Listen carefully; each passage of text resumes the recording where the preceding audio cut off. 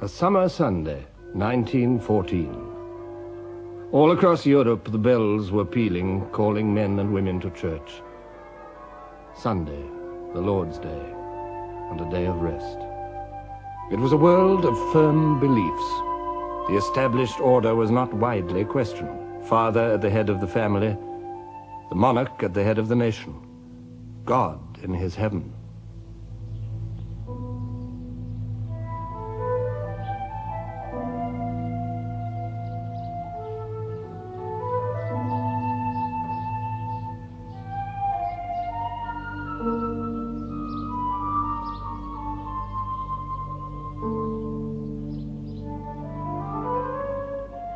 Sunday after church was a day of quiet pleasures. Little Donny daydream cried of Idaho, so now you know. And when you go, you'll see there's something on her mind. Don't think it's you, 'cause no one's gonna kiss that gal but me.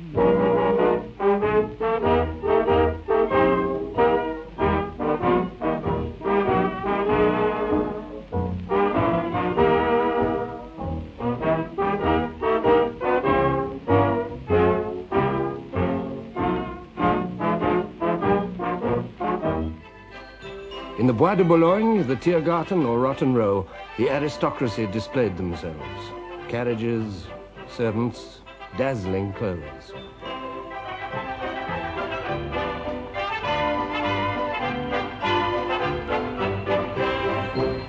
Material progress had marched swiftly in the peaceful decades before 1914. It was a world of novelties, clashing with established ways. Wireless and telephones, motor cars and motorcycles, electric light and electric trains, submarines and airships. A world humming with new energy and power. But under the smiles, the relaxation, it was a world of tensions. The old order, with its economy based on land and its society based on owning land, was in conflict with the new order of industry and teeming cities.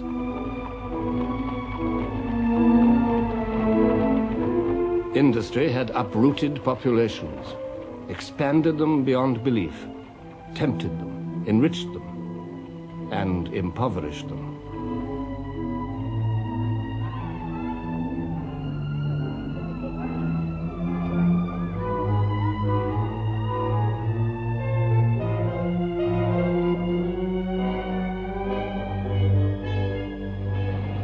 The peace of Europe in 1914 was a fragile thing. On the idle hill of summer, sleepy with the sound of streams, far I hear the steady drummer, drumming like a noise in dreams. In the Germanic empires, lying across the heart of Europe, the clash of old and new was obvious.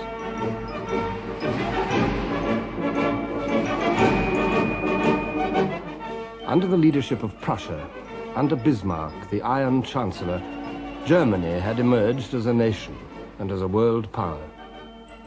In 1871, her 39 separate states, after centuries of discord, had united at last. The kings of Saxony and Bavaria, the princes, dukes and electors, Brunswick, Baden, Hanover, Mecklenburg, Württemberg, Oldenburg, all paid allegiance to the King of Prussia, the Kaiser. This unity fulfilled a deep wish in German hearts. It gave them a sense of destiny. Even the leadership of Prussia was better than insignificance. And with unity had come an extraordinary upsurge of energy and expansion.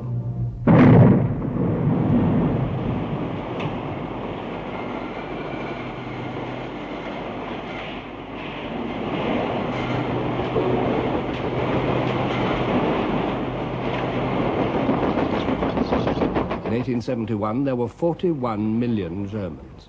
In 1913, there were nearly 68 millions, an increase of more than half. And more than half of them were living in towns and cities. But it was not merely an expansion of population. The foundations of economic strength at the turn of the century were steel and coal. Germany had made great strides with both. Steel production multiplied by 12 in 30 years. Coal production multiplied by nearly 5 in 30 years. Manufactures multiplied by 4. Exports multiplied by 3. Exports of chemicals multiplied by 3. Exports of machinery multiplied by 5. In 30 years, Germany's share in world trade had risen by a third.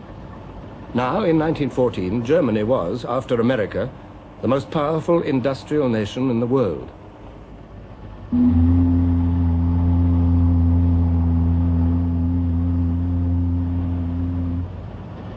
The epitome of her industrial might lay in the firm of Krupp. Essen, city of steel, where the first Krupp factory was built, became, by 1902, a great city with its own streets, its own police force, fire department and traffic laws. There are 150 kilometers of rail, 60 different factory buildings, 8,500 machine tools, 7 electrical stations, 140 kilometers of underground cable and 46 overhead. Germany delighted in the prowess of Krupps. When Alfred Krupp died in that year, the Kaiser attended his lavish funeral and called him a German of the Germans.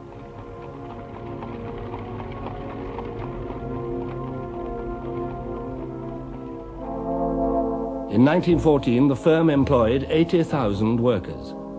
They lived in Krupp houses, their babies were delivered by Krupp doctors, their children educated in Krupp schools. They bought at Krupp stores, borrowed books from Krupp libraries, married in the Krupp church, and were buried in the Krupp cemetery. Under Bismarck, Germany had come closer than any other state to modern conceptions of social welfare. German workers enjoyed sickness, accident, and maternity benefits, canteens and changing rooms, and a national pension scheme, before these were even thought of in more liberal countries. Yet the life of the workers was hard. The steel mills operated a 12-hour day and an 80-hour week. Neither rest days nor holidays were guaranteed. In Germany, as in every industrial state, there was poverty and protest. By 1912, the Socialist Party was the strongest party in the Reichstag, the German parliament. But the Reichstag did not rule Germany. The Kaiser ruled Germany through officials whom he personally appointed. No one, says Sir Winston Churchill, should judge the Kaiser Wilhelm II without asking the question, what should I have done in his position? Imagine yourself brought up to believe that you were appointed by God to be the ruler of a mighty nation. Imagine succeeding in your 20s to the prizes of Bismarck's 3 victorious wars. Imagine feeling the magnificent German race bounding beneath you in ever-swelling numbers, strength, wealth, and ambition. And imagine on every side the thunderous tributes of the crowds and the skilled, unceasing flattery of the court. With this background, subjected to these pressures, trying to hide a left arm withered from birth, for 30 years Wilhelm II had vexed and perturbed the peace of Europe, but always short of war. His first public utterance when he came to the throne was addressed not to the people, but to the army. We belong to each other, I and the army. We were born for each other, and will indissolubly cleave to each other. I promise ever to bear in mind that from the world above, the eyes of my forefathers look down on me, and that I shall one day have to stand accountable to them for the glory and honor of the army. These were not empty words. The German Kaiser was also the King of Prussia, and it was precisely for the sake of Prussian strength that the other Germany, the Germany of the merchants, the industrialists, the musicians, the philosophers, had accepted her rule. The Prussian influence was seeping through the whole nation.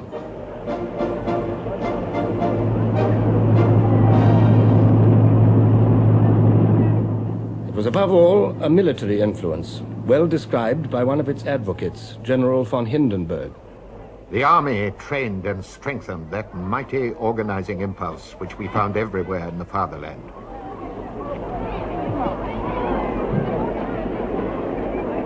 The conviction that the subordination of the individual to the good of the community was not only a necessity but a positive blessing had gripped the mind of the German army, and through it that of the nation.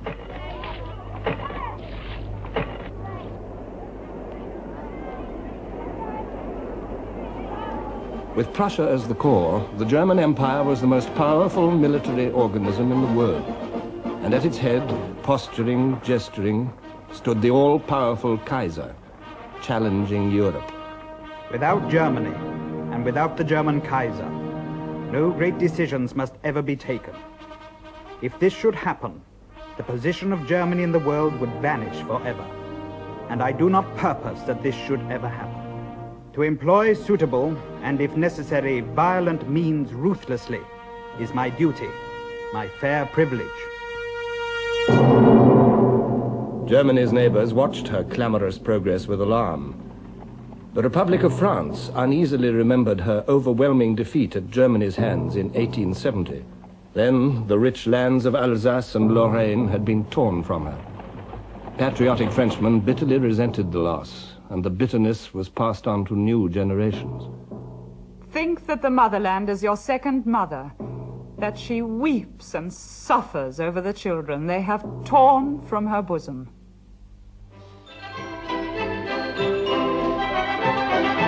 France had her iron, her coal, her industry, but the French were above all tillers of the soil.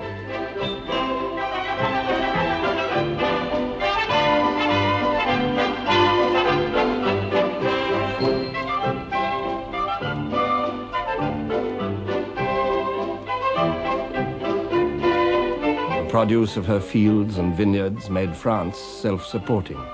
The French cared for good food. The specialities of each province acquired international fame. And while the ploughland and pastures of the provinces fed Paris, Paris itself fertilized not only France, but Europe too. The curiosity and enthusiasm of Parisians matched a period which seemed to produce new novelties every day.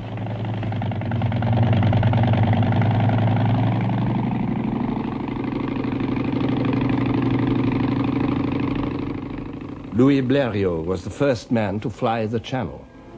I began my flight steady and sure. I have no apprehension, no sensations, nothing. I am making at least 42 miles an hour, traveling at a height of 250 feet. Below me is the sea. There is nothing to be seen, neither France nor England. I am alone.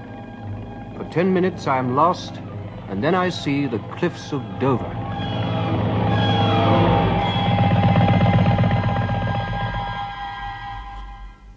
There were flying experiments of another kind, not so successful.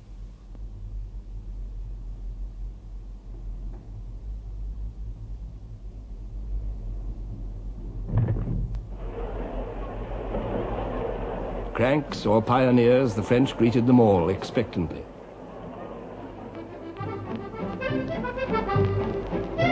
A moving pavement was displayed at the exhibition of 1900. Looking down from it, Paris was truly sovereign of cities, seemliest in sight. The wide, bustling boulevards, the cafes, the Louvre, storehouse of Europe's treasures, the imprisoned sunshine of the Impressionists, the acting of Sarah Bernard, the Moulin Rouge, and the legs of Miss Tinguette, dinner at Maxime's.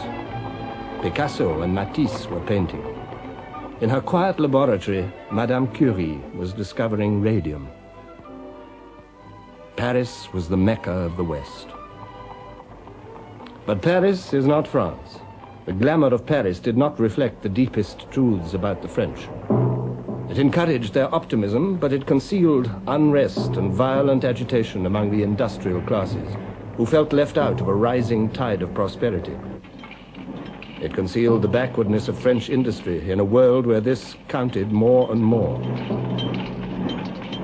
It concealed a declining birth rate in a world which paraded its millions.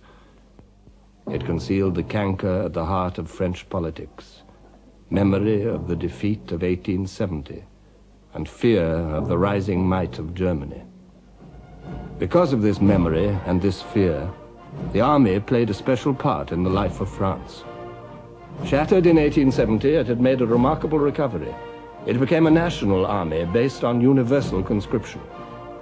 It schooled itself in colonial wars, but its eyes were fixed on the German frontier. In 1914, there was a socialist government. Anti-militarism, pacifism, and internationalism were being proclaimed with swelling voices. The delegates of the workers' organizations judged that wage earners obliged to go to war have this alternative only: either to take up weapons in order to menace other wage earners, or to take up battle against the common foe, capitalism. Anti-militarist and anti-patriotic propaganda must become ever more intense and audacious.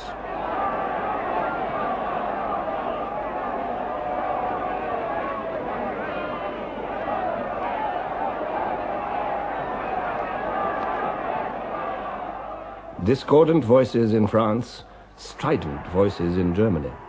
For as Germany pursued the destiny preached by her thinkers, another neighbor took fright. The Germans were not content with military might and industrial supremacy. They still felt cheated. They wanted a place in the sun, an empire.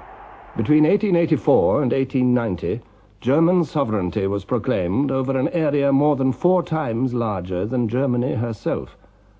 And on the pretext of protecting these colonies and her expanding trade, Germany began to build a battle fleet.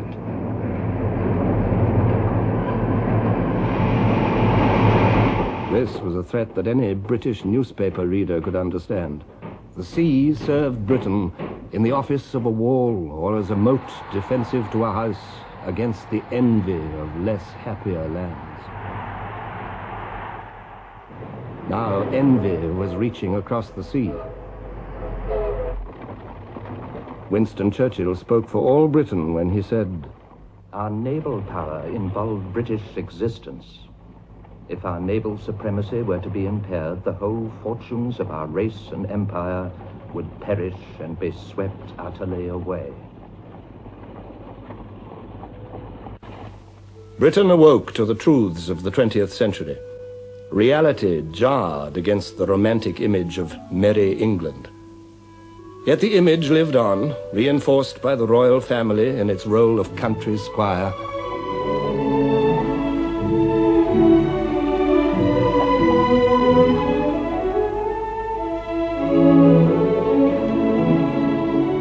Englishmen liked to think of themselves in these terms.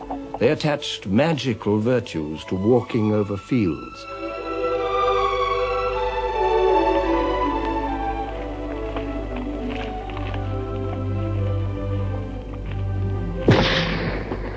They also found virtue in royal pageantry, jubilees, coronations, state openings, funerals. The funeral of King Edward VII in 1910 provided a last glimpse of royal Europe in all its panoply.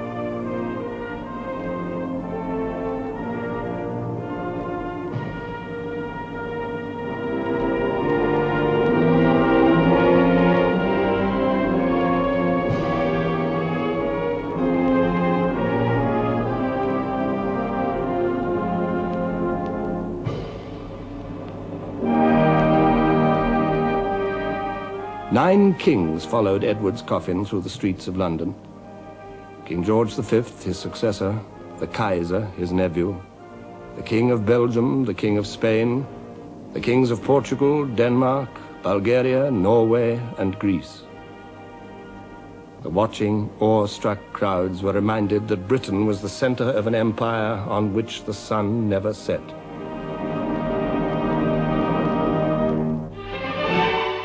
The most glittering jewel of all was India. The great Durbar at Delhi in 1911 seemed to set the seal on British rule. Wearing their purple coronation robes and preceded by attendants carrying peacock fans, yak tails, and golden maces, their majesties took their thrones and faced the tens of thousands of their subjects. King George V wrote in his diary, the most beautiful and wonderful sight I ever saw. I wore a new crown for India, which cost £60,000. The amphitheatre contained about 12,000 people and about 18,000 troops.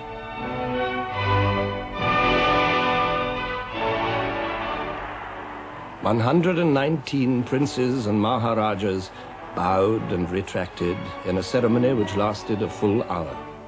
The Delhi Durbar affirmed the bond between the King-Emperor and more than 300 million Indian subjects. Africans, too, were subjects of the British Crown.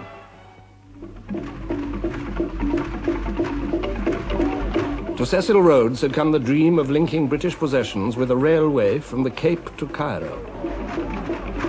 The almost unbroken pink up the map of Africa showed the dream well on the way to realization. And there were the white dominions, Canada, Australia, and New Zealand. These were the lands where men of British stock had driven down new routes, creating British populations in far distant places, half as numerous as the Britons who stayed at home.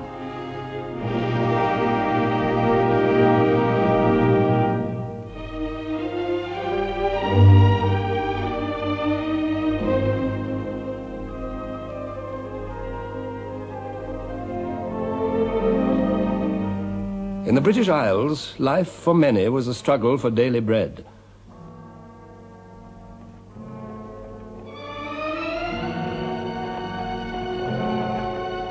The national wealth of the country in 1914 has been computed at £14,300 million. But in the black deserts of Britain's industrial towns, working-class families could not afford decent clothes or enough to eat. In London at the turn of the century, 30.7% of the population were living below the poverty line. In York, 28% existed on a diet less generous than that of the workhouse. Small wonder that the Chancellor of the Exchequer, Lloyd George, wrote, "Our working populations, crushed into dingy and mean streets, with no assurance that they would not be deprived of their daily bread by ill health or trade fluctuations, were becoming sullen with discontent." As in Germany and in France, the workers turned to socialism. The Labour Party was born. But 40 Labour MPs could not provide a remedy. Only through the rapidly growing trade union movement could the workers assert their demands. In 1911 and 1912, Britain was swept by a wave of strikes more complete and embittered than any yet seen. The trade union leader, Ben Tillett, said, "It was a great upsurge of elemental forces. It seemed as if the dispossessed and disinherited classes were all simultaneously moved to assert their claims upon society."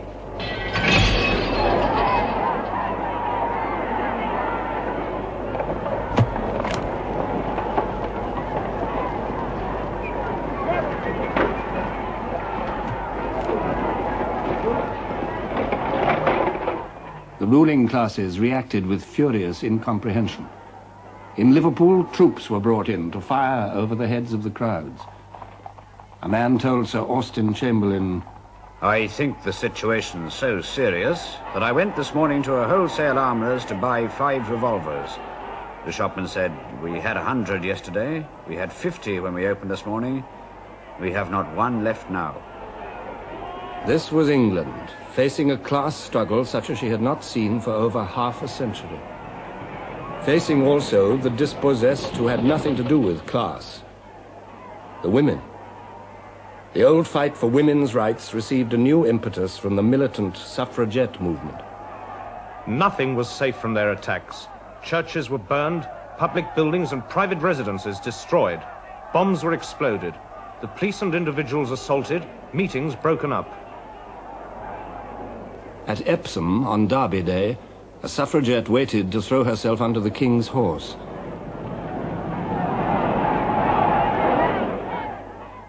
She died of her injuries. Workers and women. There were others too whose discontents were coming to a head. Southern Ireland was clamoring for home rule. Her spokesman was Eamon de Valera.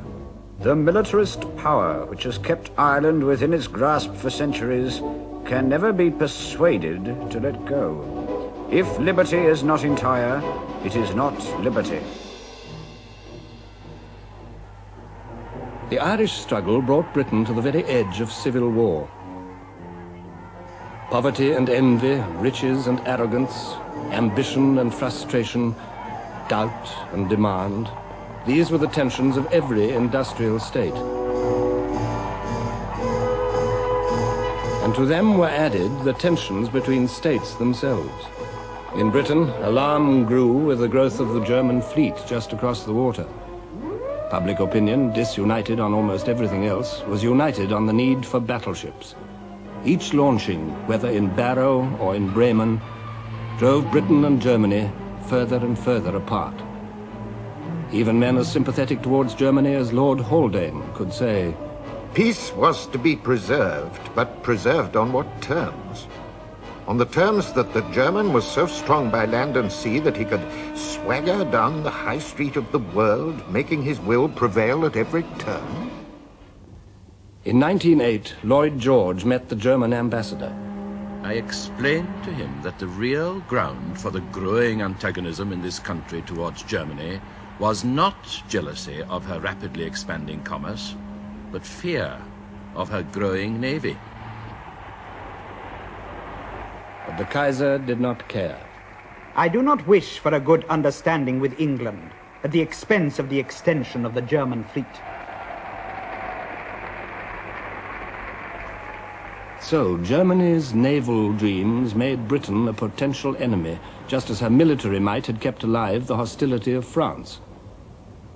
The two nations were drawn together by Germany's challenge. The Entente Cordiale was forged. By 1914, when King George V paid a state visit to Paris and rode with President Poincaré through cheering crowds, the Entente was 10 years old. In both countries, men welcomed the end of centuries of rivalry. It seemed a good omen for peace. But the security offered by the Entente Cordiale was delusive. For France had another ally, on the other side of Europe, Russia. Britain, in turn, made an agreement with her. Thus, Germany found herself faced with what her statesmen had always most dreaded, encirclement, potential enemies in the West and in the East.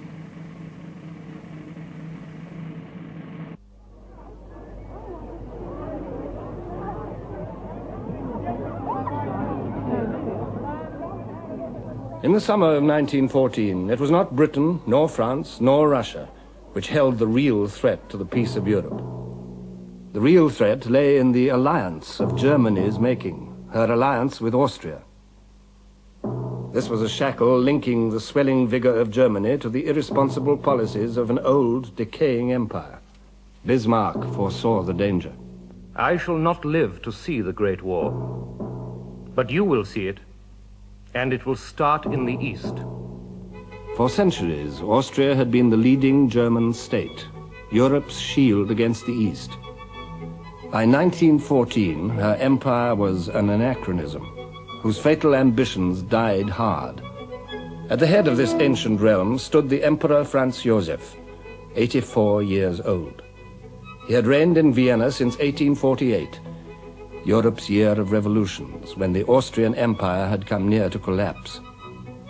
Franz Joseph held it together by a mixture of compromise and repression, but nothing could disguise its decrepitude. Lord Lansdowne wrote, "To human calculation, the Habsburg Empire cannot survive the decease of the Emperor Franz Joseph." The anachronism lingered on, upheld by this old man. Its ceremonies, its displays, its brilliant uniforms, the rigid protocol of the imperial court, the high-sounding titles, the wit, the music, the culture of Vienna, all belonged to a past which was becoming ever more at odds with the present. For this empire was not merely Austrian. It was, in the first place, a dual monarchy. The Austrians shared power with the Hungarians, who kept their own parliament and their own laws. Austrians and Hungarians together ruled over a mixture of peoples. Italians, Poles, Czechs, Ruthenians, Slovaks, Slovenes, Serbs.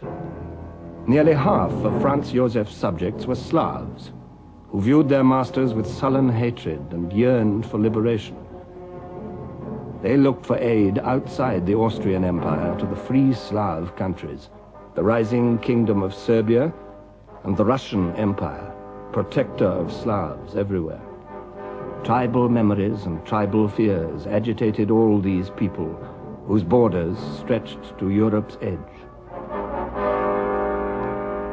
Russia would stand by the Slavs. Against Russia, Austria would need strong help. Germany had promised that help. Whatever comes from the Vienna Foreign Office is a command from me. Yet there were those in Germany who felt misgivings. In 1914, the German ambassador in Vienna said, I constantly wonder whether it really pays to bind ourselves too tightly to this phantasm of a state that is cracking in all directions. But the Austro-German alliance was a fact, leading to inescapable conclusions. In 1914, the Kaiser noted, As a soldier, I have no doubt, on the basis of information reaching me, that Russia is systematically preparing for war against us. And I frame my policy on that assumption.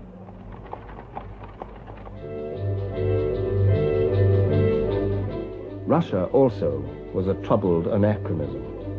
The Tsar of all the Russias ruled over countless millions of people.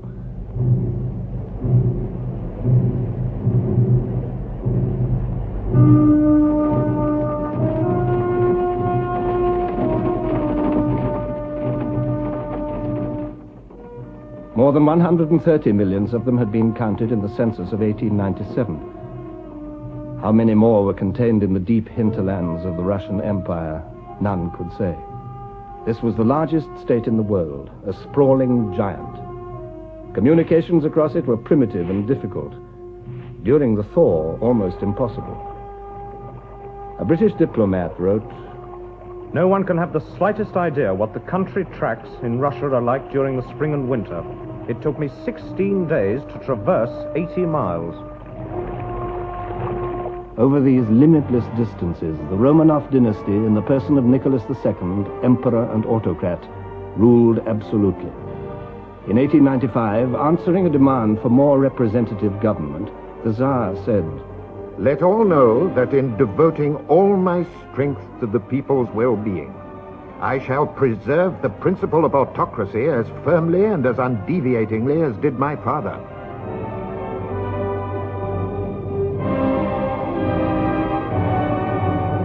In 1905, Russia suffered humiliating defeat at the hands of Japan. The very foundations of Tsarism were shaken. The peasants, the vast, illiterate masses of Russian people, living on a chancy borderline of famine and ruin, rose in revolution. They found allies in the growing industrial proletariat. But the 1905 revolution was bloodily crushed. In 1906, the principle of autocracy was restated by the Imperial Council more firmly than ever. To the Emperor of all the Russias belongs supreme autocratic power. Submission to his power, not from fear only, but as a matter of conscience, is commanded by God himself. With this imperious rejection of democracy, the regime recklessly tightened the tensions, exasperated the feelings, and embittered the thoughts of the people. There were riots and strikes. A strike in the Lena goldfields was ruthlessly suppressed.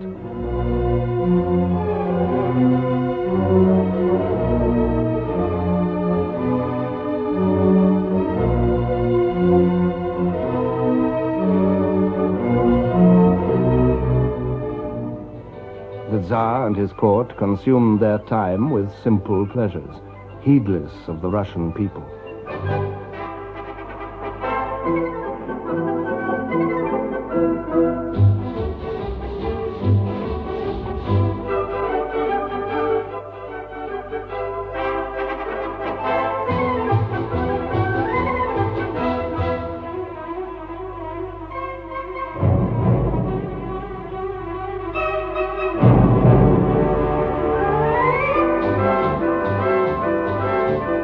Interior tensions were coming to the boil in this pious, passionate, intensely patriotic nation. And as they did so, external tensions also grew. The Balkans, where the Slav lands lay between the scowling frontiers of three crumbling empires, were their point of impact. In 1908, Austria, with outdated ambitions, annexed the Slav territories of Bosnia and Herzegovina on the borders of Serbia.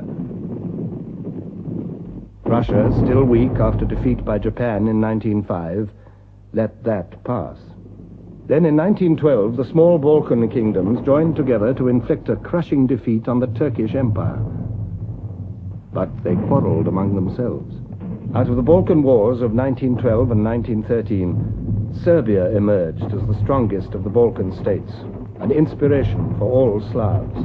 Austria watched her inconvenient progress with a jealous, calculating eye. The British ambassador in Vienna reported in 1913, "Relations between Austria and Russia are growing worse day by day. Serbia will one day set Europe by the ears and bring about universal war." The French president, Poincaré, came to a similar conclusion. Whatever be the issue, small or great, which may arise in the future between Russia and Germany, it will not pass by like the last. It will be war. In Austria, the issue was clear. The Austrian chief of staff, Konrad von Hotzendorf, said openly, "We must crush this viper, Serbia." By 1914, Europeans had learned to live with fear, and fear is the midwife of war. On Sunday, June the 28th, Europe entered upon her final, fatal crisis. The Archduke Franz Ferdinand, heir to the Austrian throne, and his wife were visiting Sarajevo, capital of the recently annexed province of Bosnia. From Serbia, just across the border, a group of Slav terrorists had also come to Sarajevo, pledged to kill Franz Ferdinand. As the Archduke and his wife took their departure, one of these terrorists, a Slav schoolboy called Gavrilo Princip, fired 2 pistol shots. They hit Franz Ferdinand and his wife. A quarter of an hour later, both were dead. The peace of Europe died with them.